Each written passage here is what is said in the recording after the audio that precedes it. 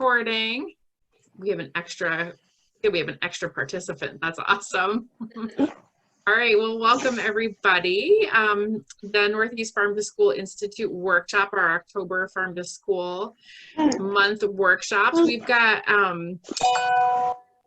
some updates here in the chat, and then if you can make those changes, and the Jamboard is there. But I'm excited to welcome Libby from Vermont Community Garden Network to share with us about some ideas for guidelines and resources for community gardening with COVID-19 in mind. So Libby, I'll let you further introduce yourself and we'll get going. Great, thanks Jen. So as Jen mentioned, my name's Libby and I'm with the Vermont Community Garden Network, and we are a statewide nonprofit supporting the growth of gardens where people live, learn, work, and play. And my job specifically, I work with a lot of the coordinators of those gardens around the state, connecting them to resources. I do some trainings in person usually, but now more and more are some remote trainings, and then help to build the network and connect people to each other who are doing this kind of work. So we'll share my website, our website a few times throughout this workshop, but also just know we have loads of resources on our website. I'm also a phone call or an email away, which I don't think I put my information on here anywhere, but we can make sure we share that at some point. So always happy to talk about gardens. So one might say in this time that the rationale for school gardens has never been more crystal clear. And it's not just your green thumb teacher who is singing their praises right now. So health professionals we're hearing from, administrators, parents, even some of those teachers and other staff whom you never thought you'd get on board, they get it right now. These outdoor spaces like gardens provide fresh air and the space to spread out. Two precious commodities in these challenging times. But as we well know, anybody who's involved in this sort of work, these aren't the only reasons why school gardens are worth pursuing. So as we know, they offer fresh food for students and families, rich learning opportunities for students about where their food comes from and how to tend to a growing garden, abounding opportunities for community connections, experiential applications for pretty much every subject under the sun, potential to encourage healthy eating habits. The list goes on. We could go on and on. In this webinar, really, I'd like us to further explore that why so that we can identify the how. So surely anyone can throw seeds in the ground and call it a garden. Lots of people are gardening right now, super exciting. Gardening can happen anywhere, but for it to be a thriving space that's used and valued by your school community, it pays to first discuss why you even want a garden space at your school. So how can it help teachers meet their learning goals? In what ways can it help address the social emotional needs of your students? Is there interest in featuring school garden produce and what students are eating from the cafeteria? How can your school gardens be a bridge for more global goals of your school, like community connections or earth care? So while I hope many of the ideas we'll discuss today will be lasting, I also intend to ground our work with school gardens in the reality of our current, albeit temporary, situation, discussing strategies and creative ideas for adapting during the time of COVID-19. So before we dive too deeply into kind of the main thing I'd like to really discuss, I want to first address the primary concerns for all of us in this time. So how do we stay safe in the garden and other communal outdoor spaces during the pandemic? And for those of you who are already have students back at school, you're likely already practicing a lot of these things, or at least have begun to discuss them for protocol for outdoor learning spaces. Most basically, I just want to say, think ahead and stay safe. Really take the time to discuss strategies, establish protocols with your staff, your students, volunteers as well, about addressing COVID-19 concerns. And all of this will likely depend on protocols that you've already determined that have already been determined by your broader school community. So starting there is a really good idea to make all of that happen. So we at VCGN, among loads of other organizations, individuals out there, have been developing some wonderful resources during this time of COVID about outdoor learning, especially in garden spaces. We have recently put together an article that was featured in the VCGN newsletter called Bringing Your Classroom Outdoors. You can find that online. Addresses many of the concerns that might come from teachers and parents, and collects many of the latest resources. I've watched lots of webinars recently myself about what people are talking about around this sort of thing, around the subject of outdoor learning specifically. We also have on our website, what's featured here on this slide is our COVID-19 guidelines and resources for safe community gardening, and just loads of, again, these really wonderful resources to connect to make sure we're staying safe out in these spaces. And the CDC has now officially also put together its own guidelines, considerations for outdoor learning gardens and community gardens. Recently, so you can check those out. Just to note, so all of the various links that I mentioned throughout this this presentation, we will have this available as a PDF at some point, and so there'll be hyperlinks throughout, so you can connect to everything that's mentioned just by accessing that PDF. So you can go ahead and advance the slide, Jen. So I just want to outline again, I know we're already discussing a lot of these guidelines in all different aspects of our lives, but I want to just some basics of outdoor learning spaces and gardens. How do you stay safe? What are some protocols that we want to be thinking about? So just kind of a quick rundown. First and foremost, get informed and inform others about COVID-19. So know what you're talking about. I think that there are a lot of myths out there about what's safe and how transmission works and what to do about it.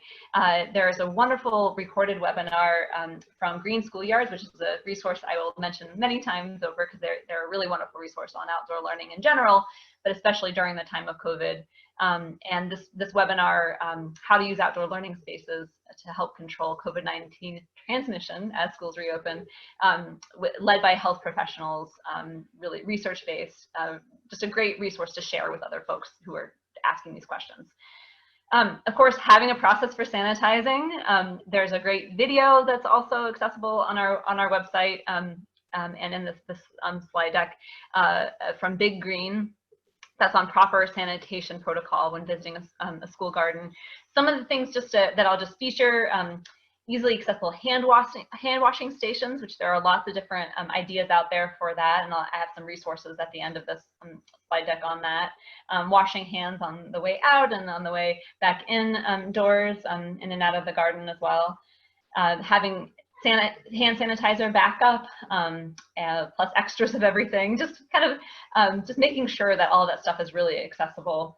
Having a bucket of soap and water ready for materials to be put in when you're done with them, and also sanitizing wipes, just kind of having your systems in place. It's just all about just being prepared for these sorts of things. And then when and where you can, leaving time for sanitizing between groups who are in that space is a really important thing to try to figure out as well. Reducing the number of materials that are shared, which is can be a challenge for some of these group sort of spaces. So thinking about that ahead of time. Again, the idea is each student gets their own pair of gloves.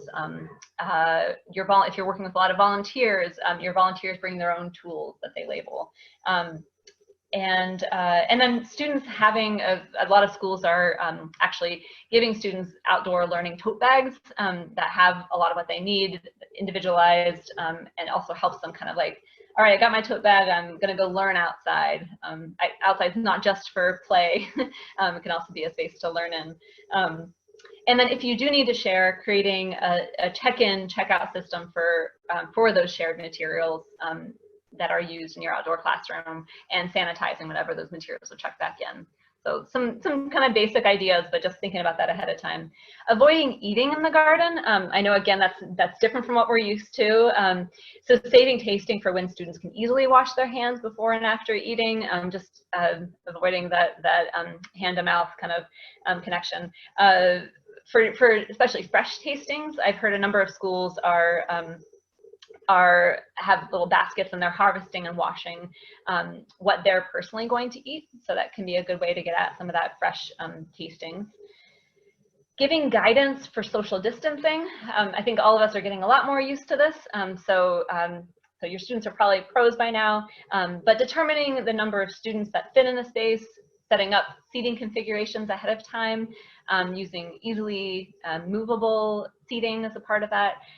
Green schoolyards, I'll mention again. They have some great templates for different seating configurations that are worth paying attention to. Explicitly teaching students what 6 feet apart looks like, and language for reminding each other, polite language for reminding each other, like hawk wings is one that I've heard people talk about, spreading your arms out. Using visual cues like hula hoops or duct tape or chalk on a blacktop, other visual cues that help students know where to sit or stand can be a great way to get that. And then always the backup of masks. Again, that's probably already going to be protocol at your school. Limiting visitors. So for determining what your visitor policy and capacity is for your outdoor spaces. So many schools, from what I've heard, have no visitor policies that apply to indoors, but indoors only. So some of your outdoor spaces are still at least up in the air with what's possible. So addressing that, perhaps your garden visitors are by appointment only. There's some sort of, there's sign-in, so you know who's come and who's come and gone from the garden. A symptom check, definitely if you're having groups come to the garden, is a good idea, whether that's using a thermometer or even some schools are even just sort of a signed waiver or signed agreement sort of thing, saying I do not have these symptoms. Can be one way to get at it. There are some great examples. Again, a School Garden Support Organization Network as another wonderful resource, and they have a recorded webinar that gives a lot of great examples for how to manage visitors in the garden.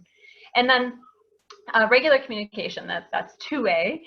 So with staff, parents, students, volunteers, whatever way you communicate best, whether it's through texts or meetings or other ways, but also thinking about on-site signage, having your guidelines posted at the garden or other, contact information, what do I need to know? This is who to call kind of information. Always a good idea to have that at your garden space, but particularly during this time so that you can address any questions or concerns. So that's what I wanted to my real quick throw down on COVID-19 protocol, safety protocol in garden spaces and outdoor learning spaces. I would love just to take a little bit of time for any questions that people have or ideas that I haven't mentioned, and then we'll kind of dive into the rest of the presentation. Libby, do you want me to go over to the Jamboard? Sure. Because Yeah. I'll pop that in the chat. So for those of you that just joined, we have a Jamboard set up so we can share some ideas, and then this will sort of be a collecting place for awesome ideas. So you'll see, it looks like some of you have joined. Libby has given us a series of questions to sort of break up the presentation and crowdsource some great ideas. So that first question there, if you can see that, and if not, I'm sharing my screen, and then if you want me to type something in, you could just pop it in the chat and I can put it on the Jamboard. But if you've not used one of these before, the left-hand bar that you can see allows you to make a sticky note, and then you can type in that sticky note, and when you're done, I don't even know what my protocol is to stay safe. So, physical distance. Oh, my niece does a pool noodle. I don't know if you've heard of that. Hawk wings and a pool noodle. That works. She's in kindergarten or first grade now. And then once you hit, I'll fix that because it says physical with the pool noodle. Then you could go ahead and just pop those right onto the Jamboard, or again into the chat, or if you want to just unmute and share some of the protocols that you're using to stay safe in the garden. And it could be about, as Libby suggested, there's a lot of pieces around everything from sanitizing tools, sharing tools or not sharing tools, eating, not eating, all of that is welcome in this part. So however you want to share in it, feel free to unmute if you'd like.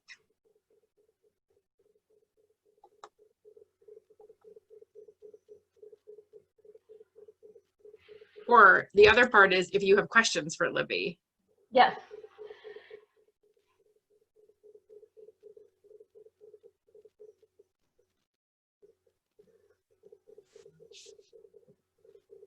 I have a question. Yeah. I don't know if you can see me. Hi, Yeah, I'm hi, Marissa. Marissa. I'm Marissa. I am the Farm to School coordinator over at Sydney Central School District in New York. And our kids are back full time. Our kindergarten through 6th grade is back full time. And kids are coming out to the garden. We actually just had a bunch harvest. Wow, the lighting is so bad. We just had a bunch of kids, or not a bunch, a 6th grade class come out to the garden today to harvest carrots with us. And we also still have some chives growing, things like that. How important, just based on like my own personal research with the CDC and like how the virus is spreading, how it spreads, and what sort of environment, it's not typically on touch surfaces. So like, for example, today when we were harvesting carrots, I had the class pair up and they shared a shovel. Like one person dug the carrot up, the other harvested the carrot, and then they went and washed it in a bucket of water. Like, how is that fine? Or is that bad? So sharing of tools and sort of the touching of the harvest, that kind of, those are the, yeah. So it's a great question, and we don't have an easy answer for that.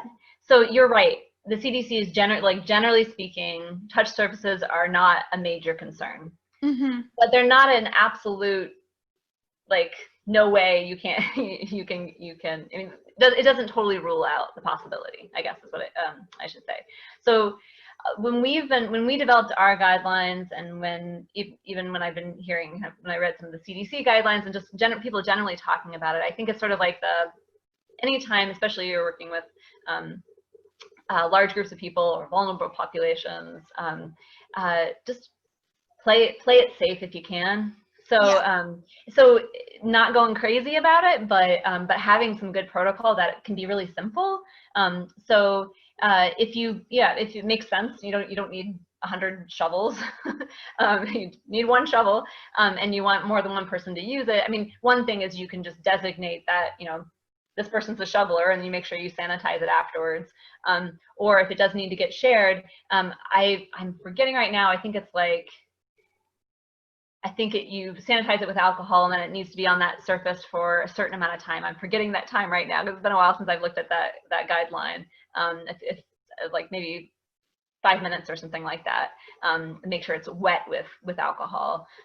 You also, things like tool handles are super porous, so they're a little bit harder to sanitize. But so it's, again, maybe it's one kid used it one day, and then 2 days later another kid uses it. So just I think just coming up with some simple ideas around how that can work.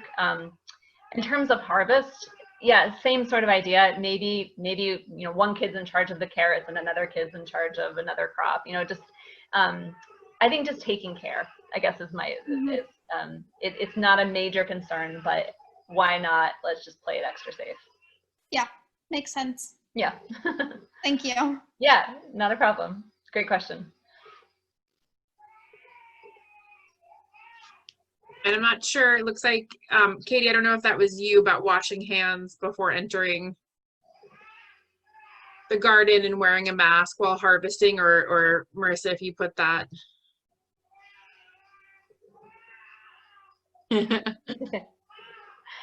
Yes, just keeping those hands washed. I mean, that's a big part. Yes, that was me, sorry. Yes, thank you, Katie. Yeah, and that's a big part of it. If you're keeping your hands washed, if you're, even if you do touch something, just making sure, wash those hands again. Yeah, that's a big part of it. One question, just for those of you who can hear what's happening in my room. Can anybody hear a crying baby? Just like a tiny little bit. Okay. It's okay, you're in good company. Okay, all right. If everyone's okay with the crying baby in the background, then we're good. As long as you're okay with the crying baby in the background. Okay. All right, well, I'll toggle back to the show. Okay. And then we'll go back and forth to either, just because it's a smaller group, I'll just pop up the question, but we don't necessarily need to use the Jamboard. Thank you.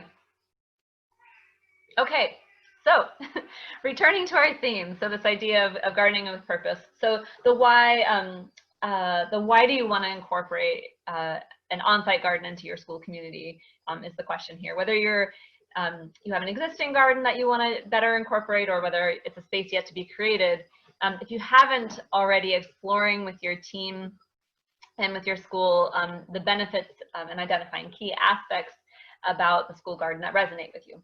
So what are your school classroom goals? How might a school garden support those? So the following slides, so kind of what's to come in the presentation, are what we see as lasting examples from the field to inspire your team. So once you've determined the why, here's the how, is sort of what we're laying out here. I've also laid out some creative ideas that I have heard from others, and a few that I've come up with myself for adapting during the time of COVID. A caveat that I just want to put out there, I am telling other people's stories, and thank you to those who contributed those stories and are sharing them, and I'll do my best to get them right. And I'll also be calling on whomever is here on this call to hear from you about what's happening, where you are, and how you've problem solved, because that's really where we get the best ideas in the end. You can go ahead and advance the next slide. So our first why, the idea of promoting social and emotional well-being. So while gardens can be tremendous spaces for outdoor learning, something gets talked about a lot, we'll explore that more in a moment. In their most basic form, they can serve as a place for quiet and fresh air, a getaway space with room for exploration, even play. So Cornwall School is no exception. That's where this picture comes from. And this is actually an older example, but I think still very relevant. A number of years ago, a teacher was telling me about a group of students they dubbed the garden goddesses. And those students would spend all of their recess time in the garden, sometimes doing garden tasks like weeding and such, but they also used the garden as a backdrop for plays that they would put on, and other kind of fun imaginative plays that they would happen in the garden. So thinking about what kind of space provides those sorts of opportunities, and asking questions like, is it safe to explore?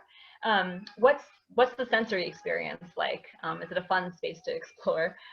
Is there shelter and shade, that kind of thing? Is there space to move about? Are there nooks for students to discover and spend sit time, or other exploration time? So create that space, build in the time for students to be able to explore and use that space, and allowing access, like allowing students to potentially to be in the garden during recess or other free time, to make those connections is a big part of making that kind of thing happen. So in its most basic form, a really simple idea that can be really effective. Next slide, please. So the idea of pride and ownership, our second why. So caring for a garden space has incredible potential for offering something meaningful for students, as well as your whole school community to take ownership over and be proud of. Seeing through the process from planting to harvest, kind of seeing that cycle go through. So the example I wanted to show here is, so Kat Buxton works with students in the Upper Valley Thetford Elementary School. And with her students, she uses grade level themes. And I really loved kind of how her themes were split up. So for kindergartners, it was the Garden Explorers, kind of a more general theme.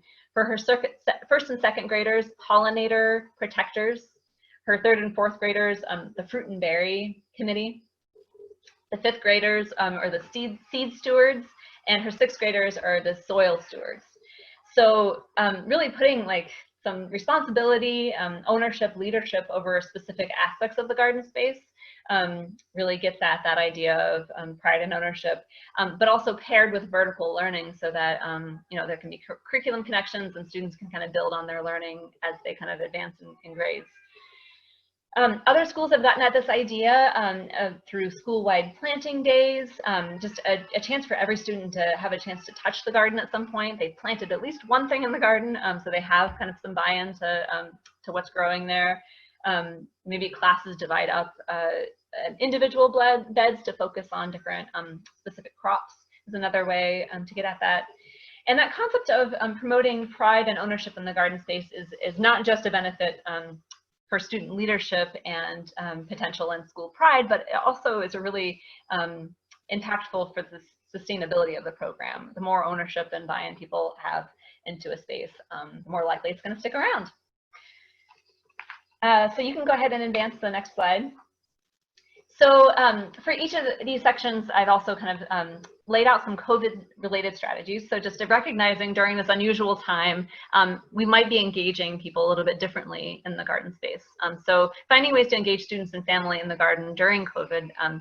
For each of these sections, you'll see I kind of divided it out into students who are different types of models that our schools are going with right now. So students who are on site at least for a good part of the week and utilizing the school garden and that sort of thing. Students who are off site, just not using the garden at all. Maybe there still is someone using the garden, maybe there's not. Just recognizing that model, and then more of a hybrid model where students are there at least for a little bit of the week, or there's a connection that can happen on site here and there. In this particular theme, this concept of engaging students and families in that process, I've been hearing from a number of schools that specialist teachers are playing a really important role in getting students out to the garden in ways that maybe classroom teachers aren't, more traditional classroom teachers aren't as able to because of the flexibility of their curriculum and schedules. So one thing to note, an important role those folks can play in all of this. Students off-site, so something that I heard a number of schools were doing this spring, it might be a good idea for the coming spring as well, is supplying pots and soil that are filled with soil and seeds that go out with, at the time there were free meals going out on the bus routes. And then those plants, those seedlings that were developed, got returned to the school also through the bus route and got planted in the school garden. So a great way for students to still kind of contribute. Another model to that could be that the growing actually happens at home, and that if there's not a school garden happening, kind of just continuing that process on a kid's windowsill, if they don't have a garden space at their home, can still kind of make some of that connection. And then for the more hybrid model, there are great ways to just stagger planting. So right now, at least if you're in the Northeast, staggered garlic planting is a great thing for every student to be able to touch the garden in some way, and still yet this fall. So I'm planning for that, but order your garlic soon because it's running out, as all seeds are. And then the idea of sort of family or podded up volunteer days at gardens. So thinking about people who are already kind of spending a lot of time together, having special volunteer days for those folks, and still getting engagement with families kind of through that volunteering route. Yeah, and that's everything I had to say about that. I would love, again, any ideas or questions about this idea of just in the time of COVID, how are you engaging with families in the cycle of the garden, planting to harvest? I know it's an unusual time to be doing that, and are there questions about that or ideas that haven't been highlighted? I wanted to first kind of feature the concept of experiential education, which is probably the most easy kind of go-to and makes a lot of sense for utilizing the school garden. Each of you probably have your own story of the student who is challenged in the classroom, but excels when they get out to the garden through hands-on learning. A really worthwhile thing to explore, particularly for those students.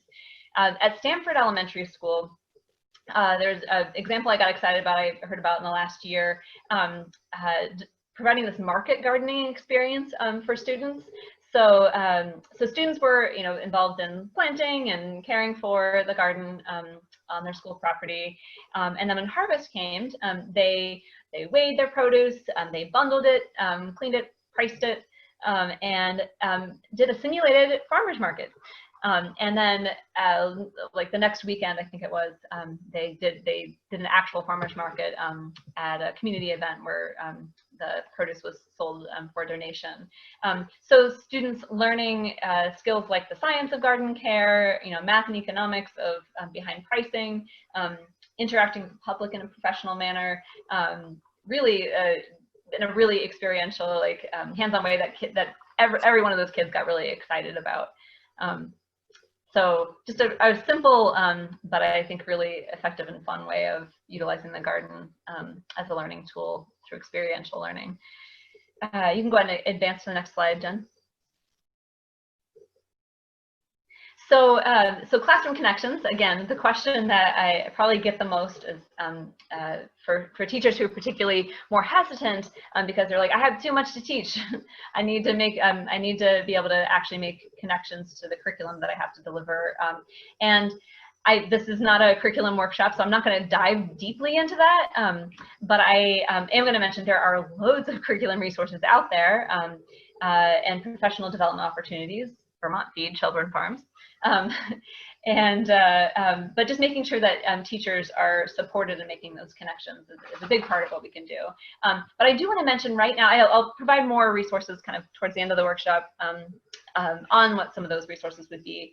But a really simple idea from Barry City Elementary and Middle School was a couple different things. So the younger grades, I think it was maybe kindergartners, developed these beautiful garden flags as a part of the title, "A Garden Wishes For." So kind of learning about like some of the benefits of gardens and the beauty of gardens and other things like that, and these beautiful flags that wave in the wind throughout the garden. And then for the upper grades, they did some classroom research, weaving in history, geography, science, art, and other subjects to develop signage for each crop in the garden. And so this particular picture is potatoes, and where they come from, and how to plant them, and other fun facts about potatoes. And so both a great classroom project connects to a lot of different curriculum that's needing to be delivered, but then also a lasting resource for anybody who's using the garden as an educational tool as well. So just really simple idea. There are much more complex ideas out there, but sometimes simple is best, especially for teachers who are just getting used to this sort of idea. You can advance to the next slide. So outdoor classrooms are being talked about a lot right now. So taking learning to sort of the next level in terms of a more formalized outdoor learning space.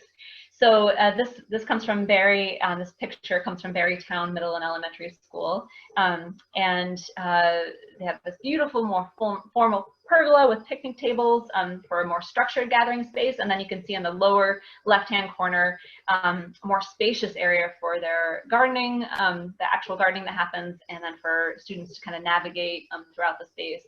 So really a nice way to kind of get at different aspects of learning in the garden space. For the next slide. So this is the other extreme. So on a very low budget, you don't have much in the garden budget for developing an outdoor classroom. This comes from Charlotte Elementary School. And they have a soccer field that's right next to the garden space. Soccer balls kept coming into the garden space. Teachers like, I don't want to try to bring my students out when they're getting soccer balls kicked into their learning space all the time. So they developed this really simple outdoor classroom with a border of Jerusalem artichokes, perennial planting, some local tree stumps, and some donated picnic tables, and voila, outdoor classroom. Really lovely, simple space that they have right there on site. Some other just simple tips about developing an outdoor classroom that I just want to mention real quick. So thinking about these natural borders, whether it's physical borders like the Jerusalem artichokes, or whether it's sound barriers that are needed for between play spaces. Thinking about seating, using what you have and making sure that it's movable. So whether it's stumps or folding chairs or mats.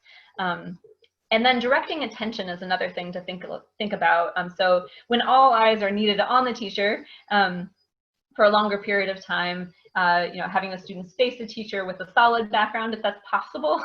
Not in every space is that possible, and away from the sun. Just thinking through these things ahead of time, having whiteboards or easels out on the space, just kind of adding some real easy add-ons, and then thinking about the shelter, which a lot of groups are talking about too, tarps, tents, more and more permanent structures to kind of create that space and keep the sun or rain out. I'll mention a little bit more later, but there are some great infrastructure grants around that right now. And then also just to think about more just generally designing spaces that incorporate learning throughout. Signage I mentioned earlier can be a big part of that. Shape, like geometrical shapes of stones in your garden. I mean, there's just lots of fun things you can do. Having a digging bed for exploration. So there's these more formalized ideas for really having a more formal outdoor classroom, and then just creating a space for free learning is a big part of this as well. So the next slide, please. So during the time of COVID, some of the things to think about around continuing to learn from the garden, support particularly for teachers, but also families. So as there's more opportunity for teachers to invest in the use of the garden as a learning space, just being ready with that professional development that I mentioned earlier, those activities and support, kind of have it in hand for when someone starts to get excited, you can say, here you go, or setting aside professional development days for that actually happen out in the garden can be a good way to get at that.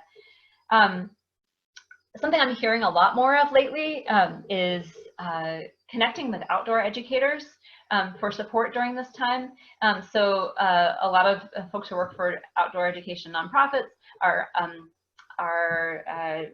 don't have the work as much work right now, and so utilizing their expertise in outdoor education for teachers that are more uncomfortable with that. Food Connects down in Brattleboro is actually working on a collaborative grant with Vermont Wilderness School, where they're paying them basically to work one-on-one with schools and really think about that outdoor learning aspect of their curriculum. So thinking about how to make that happen, obviously, grants, funding for that is a big part of that to make that happen. Tapping into support for designing outdoor infrastructure. So there's this amazing thing happening, this group of landscape architecture and design students, faculty, professionals called COVID-19 Emergency Schoolyard Design Volunteers. So they're offering their services to schools for free. You just fill out like an application, basically, and I don't know exactly how their help comes to you, but they are available to help you think about your schoolyard design. So amazing resource there. Again, that link will be available in a PDF, and so you can link directly to it following this workshop. And then in terms of funding for these sorts of projects and outdoor infrastructure I mentioned earlier, the CARES Act, the Coronavirus Relief Fund, I believe it's called. There are loads of funds out there, and lots of different schools are using that for outdoor infrastructure. And for Vermonters that are on the call, the Vermont Agency of Agriculture, Food and Markets is actually going to be receiving some of that funding and then rerouting it through grants that will be available, and that will be happening sometime this fall, winter. They're still looking at the timeline for that. I don't know if you know more about that, Jen. Yeah, so we're still learning about that, but another great resource to pay attention to.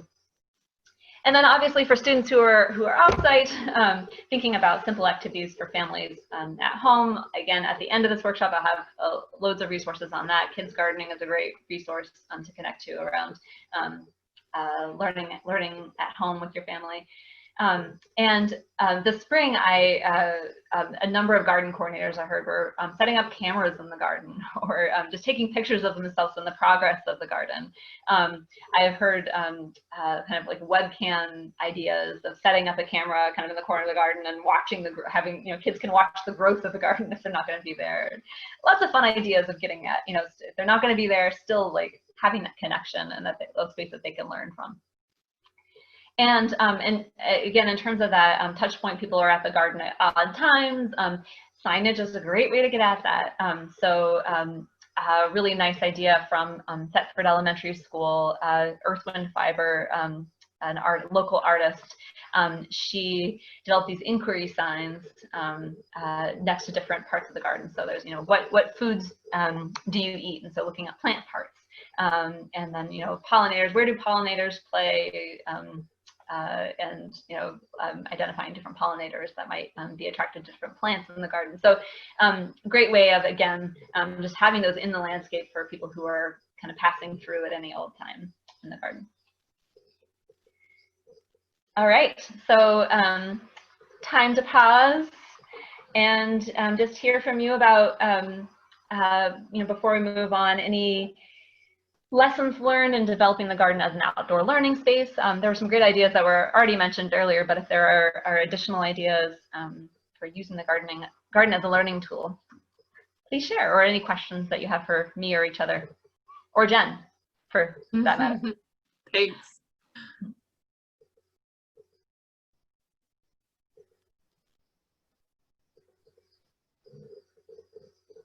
I don't have any questions, but this is perfect timing because we're moving one of our gardens right now from far away from the school to much closer to the entrance of the middle school. And I am in charge of designing this space. So this is an amazing opportunity for me to learn how gardens flow, how they function, and in what way. And so the resources that you just provided are going to be awesome. Yeah, I was super excited to hear about that too. I mean, there's like, anybody can develop a garden space and you can think about some really basic ideas, but to have design expertise at your fingertips and just people who can help you think about the flow, and especially if it's going to be out front of the school, a lot of, at least administrators, are probably going to be more concerned about, like, it's going to look a little nicer. So yeah, I'm glad to hear that. That's great. And how exciting that you're moving out front as well. Mm-hmm. It's always a good sign. Yeah, it's going to be good. I did some new raised bed construction this summer, and so I did learn that there's a reason that everything goes where it is at a school, and so I had to really it took a long time to get plans approved because of fire lanes and this and that, and so it's like really important to just like go through the right pathways. Even though it takes a little longer. Yeah,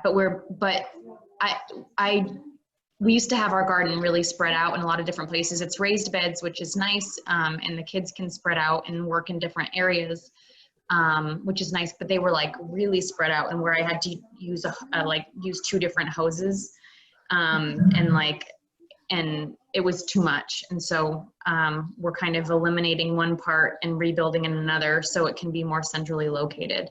Nice. And yeah, that's been nice. Yeah, and smart. A good point too. Like there's the why of, how do you design it for flow and learning and all of this fun stuff, and then just like, where's the hose?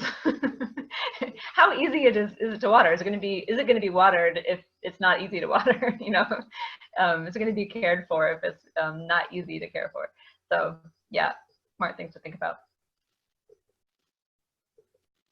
I was just going to echo what Katie said, just having talked to a farm to school coordinator.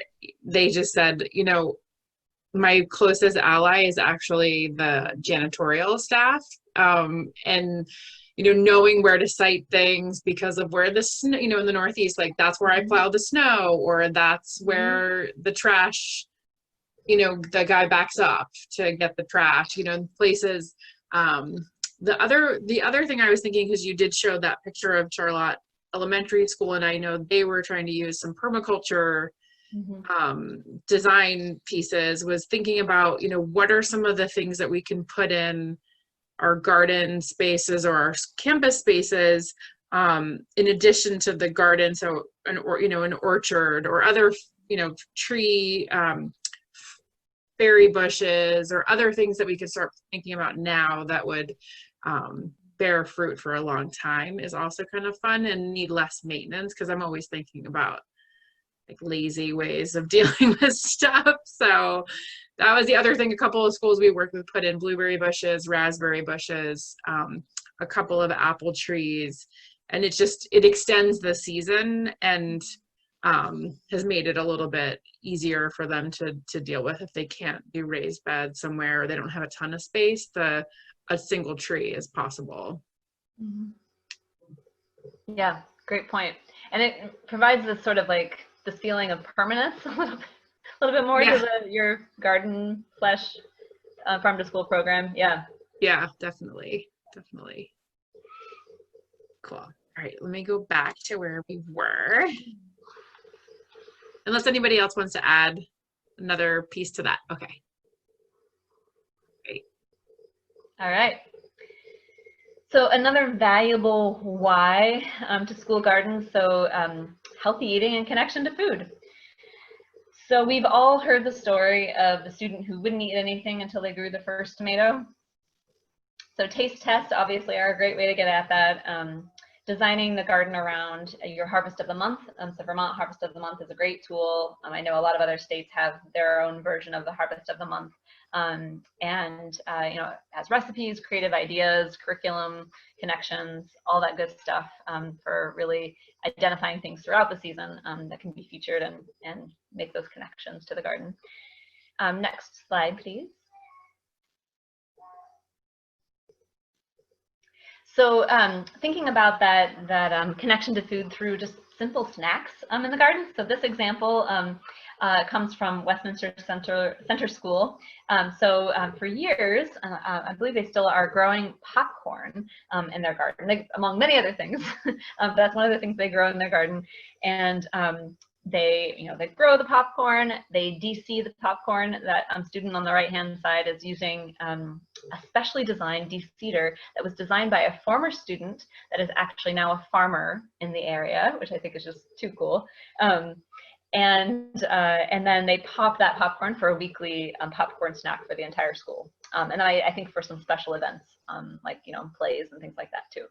So a really great, simple, fun snack where everyone kind of gets that connection to the garden. Tasting beds outside of classrooms, on the way to the cafeteria are also great ways to get at kind of the snacking garden idea, although not super recommended during the time of COVID. Next slide, please. So the idea of menu highlights, so kind of connecting to the cafeteria through your garden. So I want to just feature Kat Buxton, who I've already mentioned, food systems educator, how she puts it. So building that relationship, we had talked about that a little bit earlier with the cafeteria, is done very intentionally and with a lot of social cultivation. So trust, relationship building, and listening. Ask, what are your fears? Absolute no's, but also what's your vision? What gets you excited about the idea of having garden produce in the school garden and featuring that? So that attitude matched with that practice. Kat works at Thetford Elementary School, and after many years of she has a garden in the back space of the school, this beautiful little nook of an outdoor classroom. And this year is the first year, I believe it's the first year, that there's a garden out front. So right in front of the school that is run by the food service. So they still have all the gardens that are run by the farm to school coordinator and the classrooms and such. But this one is food service. They happen to be gardeners, which won't always happen. But in this case, they're excited about gardening and through a lot of social cultivation are excited about featuring it in the menu. And they are growing black Dakota popcorn, squash, flowers, other veggies that get featured in school meals. They're out there harvesting every day from their garden. It's a great way for the food service, especially during this unusual time where students aren't in the cafeteria, for the food service to interact with the students in an outside environment. And then just in general, from all of the gardens on the school property, after all that social cultivation, they go out of their way to bring food from the garden into the cafeteria. So a lot of that connection is about cultivation, but I love that example of so much cultivation that they grew their own garden in the front of the school, proud of gardening. And then another example kind of features that idea of that, it's not always about just the production, but also about the service learning and vocational skill development that gardening can provide. An older example, but I believe it's still happening at Montpelier High School, a biology service learning project, grow greens in the greenhouse that are used at the salad bar in the high school, middle school, and elementary school there in Montpelier. And the students are paid for their time. So, great, incredible skill development, and also getting a great way to get some fresh greens into all of the schools there in the area. Next slide, please. So how do we keep doing this during the time of COVID? So for students who are on site, just making sure that we keep snacking safe. And I mentioned that earlier, when your students do your snacking and such. At Champlain Elementary School, they actually bought each student their own little berry, kind of like plastic berry basket that they use to harvest and harvest their own produce, that's fresh produce, and either eat at school or bring home to their families. So a great way kind of also to support families during this time. In terms of connecting to the cafeteria, I would just say follow the cafeteria's guidance and what they're comfortable with. Again, developing that relationship. Always, obviously, using proper sanitation when bringing things into the cafeteria. Whether that's gloves or whatever they're asking you to do. And some cafeterias right now are only taking garden produce that can be cooked before eating. Again, just whatever they're most comfortable with, just making sure that we kind of adhere to their guidelines right now. And then the idea of cooking food in the classroom has gotten a lot more complicated during this time, but some ideas still out there for making that happen. Cooking cart is a great idea if you happen to have one in your school, or finding the funds to do that. It's a great way to kind of like a little mobile cart that gets moved from classroom to classroom, and having maybe an older student or a teacher take that on as a special project to do sort of a COVID times cooking show. So using special care, that all the guidelines are during the time of COVID, but still getting at that kind of classroom cooking, bringing stuff in from the garden aspect. For students who are off-site, a nice way to get at kind of the connection to the garden through eating, sharing recipes, even developing a little recipe book for what's cooking at home, kind of ideas, and sharing those among different families is a great way to get at that. And then really, no matter what, planning for when your harvest will be used is a great idea. So especially if it's not going to be used kind of throughout, if you want it to be kind of saved up for one special meal, or for times when students are going to be on campus, that kind of thing. There is a great tool, or lots of great tools actually, on Johnny's Seeds website. The planning tools and calculators, so you can sort of say, I want to be able to harvest on this date, and then it'll give you, based on your zone and all these and what you're planting and all these different things, when you should start planting whatever you want to be able to harvest. So great tools to check out, and always a good idea to kind of think ahead about that when you want to use it, how you're going to use it, that kind of thing. All right. So yeah, time to chat about healthy eating. Any changes to how school garden produce is used during this time, requests from cafeteria. That I'll feature is connecting to community. So this idea of celebrating and raising awareness is, is a part of how we can do that.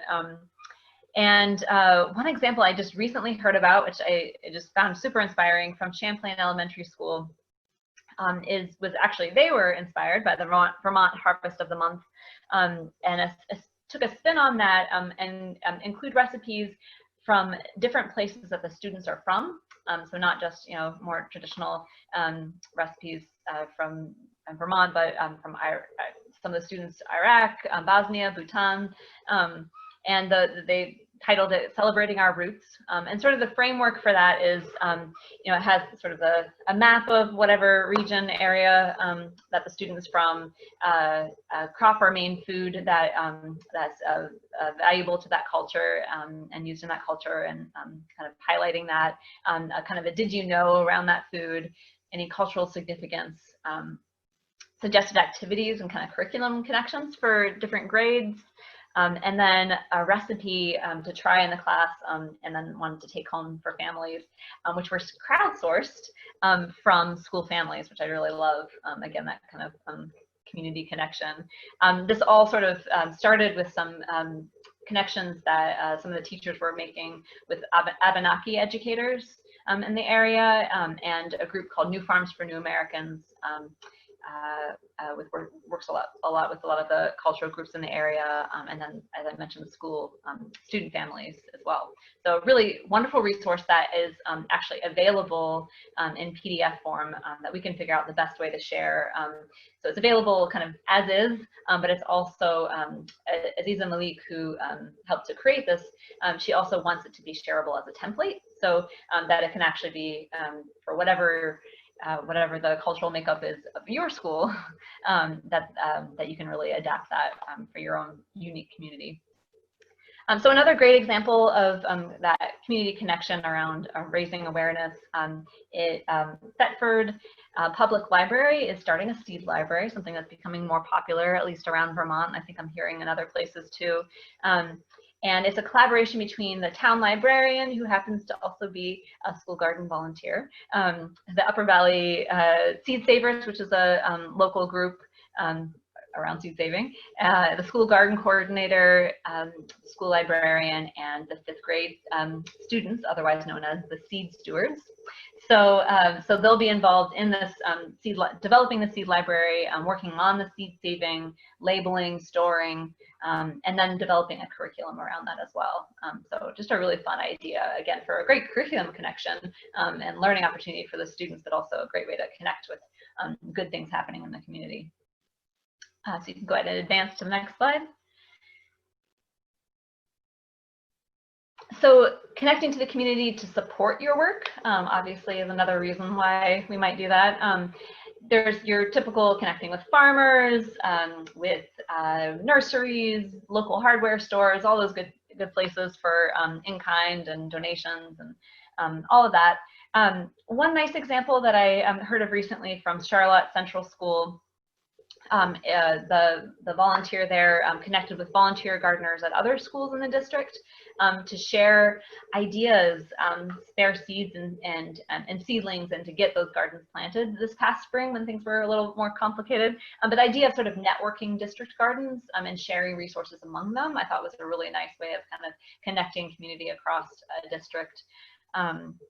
And then for teachers who are more afraid to try out the garden as a learning space, and pairing them up with, in more usual times with parent volunteers or with garden-based educators, and connecting with extension master gardeners is another really great resource for particularly for one-time sort of opportunities of, whether the master gardener comes to speak to the class, or whether it's kind of helping to guide a teacher in that kind of educational aspects of what they're doing out in the garden. So adding that that expertise can go a long way to making people feel more comfortable in the garden space. And next slide, please. And then connecting to community to share what you're growing in the garden. And it's something I'm hearing a lot more out there right now, especially as food security is a growing concern. So lots of different ways that people are doing this, and all inspiring to me. So Miller's Run Garden up in Sheffield, they dedicate most of their garden to producing free fresh produce for local seniors. And any extra goes into their community farm stand that anybody can come and give a donation in exchange for produce. Also, some of the students that are involved in running the farm stand end up bringing home a lot of the food to their own families. So kind of students providing food for their own families that need food is a great connection that's happening. So the idea of a farm stand is really great. A Sustainability Academy in at Lawrence Barnes School in Burlington. So it's a neighborhood school located kind of in the heart of the community. It's probably one of the more urban Vermont schools in terms of really being in the middle of the neighborhood. They in the past have had a farmers market that's for the neighborhood, and so they're taught how to price and sell, and then found that the students were adjusting the pricing based on what people can afford. So kind of both teaching about economic factors and food access is a kind of part of that learning experience, and giving back to their community as well. At the Integrated Arts Academy, so the picture in the lower right-hand corner, the students there are planting perennial plants along their fence line that borders kind of a sidewalk in the community, and they call them, they've been dubbed the neighbor grapes. And the idea there is again that the kind of sharing food across lines in a somewhat food insecure neighborhood is again a great way to make that community connection in a really simple way, and the students to be kind of stewards of that. And the last example I'll give for this is from Chester Andover Elementary School. This was actually years ago that they did this, but I just think it's such a lovely idea that they grew flowers in their garden, was one of the things they were growing, and gave out thank you bouquets to senior sites, some of their school staff. I think these are their cafeteria staff there, and just gestures of random kindness, which is just again in terms of the why we're doing this, and a great way to get at that, that just teaching that kind of level of care for your community, I think is really lovely. So next slide, please. So just more of the same is what I would say. During this time of COVID, like I said, a lot of people are talking more about how to help, how gardens can help serve people in the community who aren't as food secure. And what's interesting is it's while there's this increased need, there's also this increased desire to help. We're seeing in a lot of places. And one example of that is at Charlotte Central School. So, with that increased need of the community, the food shelf is open weekly now. It used to be, I think, every other week. And the school board has expressed help and interest in collaborating more closely with the town food shelves. So they're making that a more integral part of their school garden program. Actually, not just bringing the food into the cafeteria and for students, but for, it being a community and school garden, truly. And then the farm school coordinator there, she did a reach out this spring for volunteers through what we have here in Vermont, Front Porch Forum. And in a matter of one day, she had her 10 weeks of volunteer support filled up. She had all the volunteers she needed to manage that space and give that food away, and found that people were getting involved because they're around more as part of it. Some people out of work or just more available working from home, because they want to be engaged, because they want to do something but don't know how. People want to help out right now, but don't always know how to plug in. So giving people that opportunity and knowing, helping them know how they can help out. But also people wanting to learn how to garden, which is interesting. I've been hearing a lot of people are volunteering at gardens just because they just discovered gardening but don't know how. And so what a great way to learn how than to get connected to a project already happening. Taking advantage of that is another great way to make that community connection happen. So so any ideas for how to continue to connect with community during this unusual time? I mean, in terms of social distancing and schools restricting visitors. I know that this is a big challenge a lot of people are talking about. So I don't know if there's any ideas either of you have heard that are happening out there, or ones we can generate right now, right here.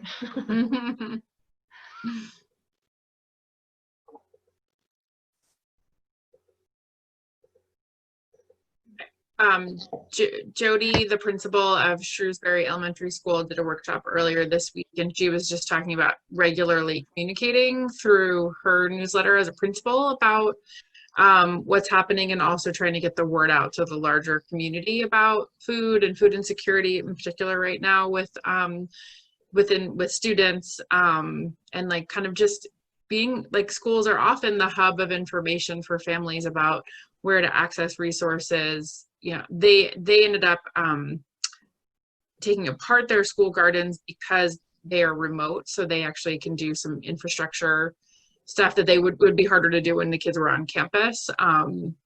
But they definitely have sort of been that hub. She was saying that like in March she runs out of good ideas of what to share with Farm to School. Like, she's gotten all her ideas out. So one thing a team of us have talked about as an idea is to actually work on messaging for Farm to School that is like seasonal or at least monthly, that you could almost like cut and paste and add your own picture to, or your own you know, internal story to, and then share that out, and just sort of have like, you know, because people who do communications work have like a flow of messages that they're planning monthly or weekly or whatever it is. And so we thought about, could we develop those, pull all the research and say, this is why Farm to School matters, and then set up a series of 10 or 12 months of messaging that a school could adapt and edit as necessary. So that would be a way to keep connected about, because, you know, again, if we can't have people on school campus and families maybe aren't dropping kids off, or they can't see the school garden because it's in the back or whatever it is, you know, like, just how do we inform people about what's happening with Farm to School?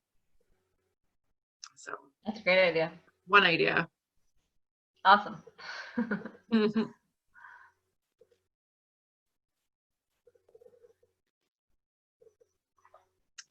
If I do it, if we get it done, I'll share it out. All right, I love it. In the works. It's in the works. Yeah, let me know. Yeah, phase still. Yeah, I love it. Sydney Central School District has partnered with Cornell Cooperative Extension in the past, and we have 10 raised beds. They're community beds, so we help manage them, but if they're the communities, they grow the food in them. And they started this program called Seed to Supper.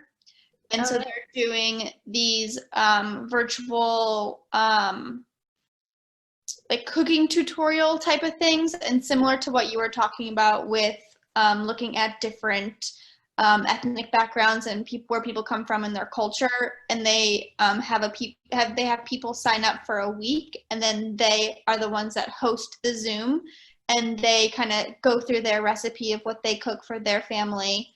And then they collaborate and put everything together in a recipe book. So very similar to what you were doing. Just that's the vision of this program. So hopefully it manifests into something awesome. Awesome. Oh, I love it. Yeah.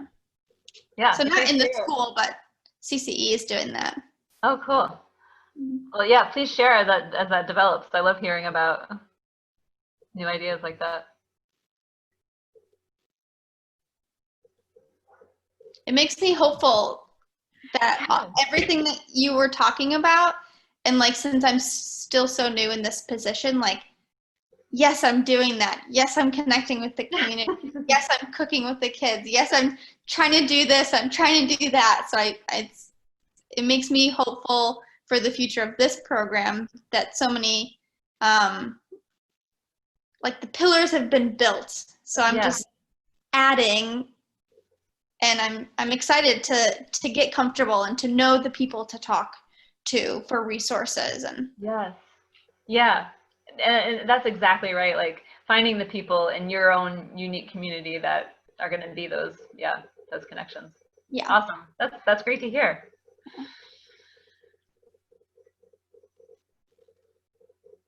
Oops, Libby, I'm going to bring us back to the last part here. Yes. And I don't have a ton to say about this, but I can just do a real quick resource share. Okay, so I've mentioned loads of resources, which is just what I do. Because there's so much out there already talking about all this stuff. So this can be, following this webinar, we'll have a PDF where all of these will be live links. So you can just click on them and get to that resource. So yeah, I don't even know that I need to go through all of them, but just to note that that's all out there. The Celebrating Our Roots, that sample cookbook that I mentioned earlier, we're still figuring out the best way to share that, but we'll make sure there's a link in there somewhere to connect to as well. Yeah, I don't think I have much else to say about that. Also, check out our website, Vermont Community Garden Network, and I can share my email address is very simple. It's Libby, Libby, at vcgn.org. So if you ever want to just chat about stuff, if you have questions, if you want to connect to other resources that I haven't mentioned on here, I'm always happy to talk and learn about what you're doing too, because that's how good ideas get shared. And